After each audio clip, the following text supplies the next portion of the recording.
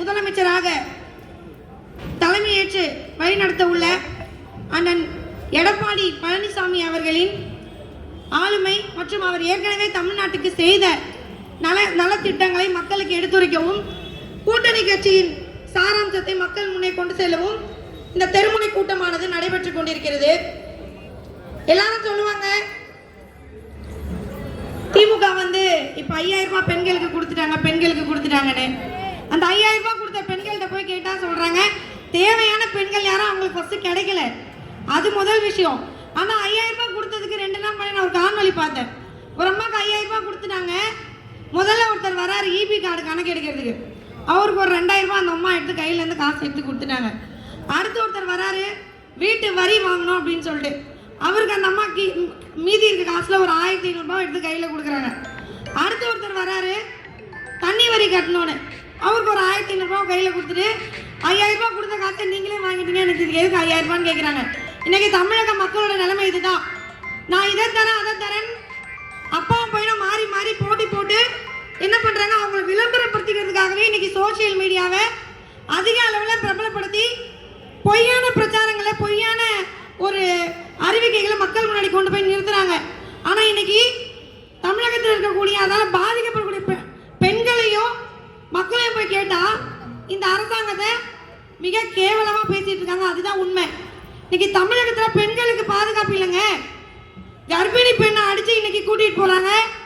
அதே இந்த சமுதாயத்துல நம்ம பார்த்துட்டு இருக்கோம். திருச்சியில நடைபாதையில போயிட்டு இருக்க ஒரு பொண்ணை அடிச்சு கட்டையில அடிச்சு அந்த பொண்ணுகிட்ட இருந்து சில பொருட்களை திருடுறாங்க. அதே மாதிரி கோயம்புத்தூர்ல விமான நிலையம் பின்புறத்துல கல்லூரி மாணவிய ஒருத்தர் வந்து ஒரு 3 பேர் சேர்ந்து கூட்டு பாலியல் பலாத்காரம் செய்யறாங்க. இன்னைக்கு தமிழகத்துல பெண்களோட நிலைமை இதுதான்.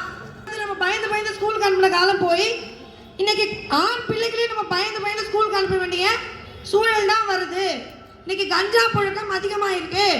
இன்னைக்கு ஆண் பிள்ளைகள் கஞ்சா புழக்கத்துக்கு அடிமையாகி போனது பத்தாம இன்னைக்கு நிறைய கவர்மெண்ட் ஸ்கூல்ல இருக்கக்கூடிய பெண் குழந்தைகள் கஞ்சா புழக்கத்துக்கு அதிகமாக இருக்காங்க. இது வெக்க கேடு இல்லையா? நான் வந்து இது வந்து அமைதி பூங்கான்னு சொல்றாரு தமிழக முதலமைச்சர் அவர்கள். அவரையே வந்து கேள்வி கேட்டுக்க மாட்டாரா, அவர் கண்ணாடியை பார்த்துக்க மாட்டாரான்னு தெரியல. ஏன்னா இன்னைக்கு தமிழகத்துல சட்டம் ஒழுங்கு மிக கேவலமா இருக்கு. எங்க திரும்பினாலும் வெட்டு குத்து கொலை இதுதான் நடந்துட்டு இருக்கு. ஆனா நம்ம முதலமைச்சர் அவர்கள் வெக்கமே இல்லாம என்ன கேட்பாரு, எலெக்ஷன் டைம் வரப்போகுது உங்க எல்லாருக்கும் போன் வரும், நீங்க நலமான்னு உங்க எல்லாரும் கேட்பாரு. அப்படி கேட்டாருன்னா அவர்கிட்ட சொல்லுங்க நாங்க இங்க நலமா இல்லை, நாங்க ரொம்ப பாதிக்கப்பட்டிருக்கோம், எங்களுக்கு நீங்க வீட்டு வரின்னு சொல்லி எங்க வீட்டையே வித்து இன்னைக்கு வரி கட்டக்கூடிய சூழல் உருவாகி இருக்கு.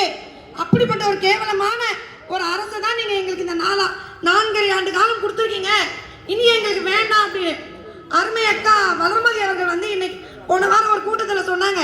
முதலமைச்சர் அவர்கள் வந்து எல்லார்கிட்டையும் கேட்கிறாரு உங்களுக்கு என்ன கனவு இருக்கு, உங்களுக்கு என்ன கனவு இருக்குன்னு. அது வளர்மதி அக்கா ஒரே ஒரு விஷயம் சொன்னாங்க, எங்களுக்கு இந்த ஆட்சியை விட்டு நீங்க போனோம், அதுதான் எங்களுடைய இப்போதைய மிகப்பெரிய கனவுன்னு. அந்த கனவு பழிக்க வேண்டி அடுத்து வரும் சகோதரருக்கு வாய்ப்பு அளித்து வாய்ப்புக்கு நன்றி கூட விடைபெறுகிறேன். நன்றி, வணக்கம்.